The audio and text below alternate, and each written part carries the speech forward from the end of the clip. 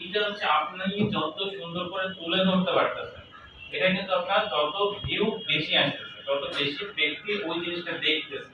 তাহলে এইটাই কিন্তু বিষয়, আমাদের মেন বিষয়, যে আমরা অ্যাওয়ারনেসটা করতেছি। এবার আমরা যত ব্যক্তির কাছে এটা পৌঁছাতে পারবো, আমাদের তত এটা সুবিধা বেশি পাবো, তত বেশি ব্যক্তিগুলো হচ্ছে আমাদের পেজে আসবে, তারা এটা ভিজিট করবে। এটা যদি ওয়েবসাইট হয় ওয়েবসাইটে ভিজিট করবে, যদি এটা হচ্ছে আমাদের কোনো অ্যাপ হয় তাহলে অ্যাপে ভিজিট করবে।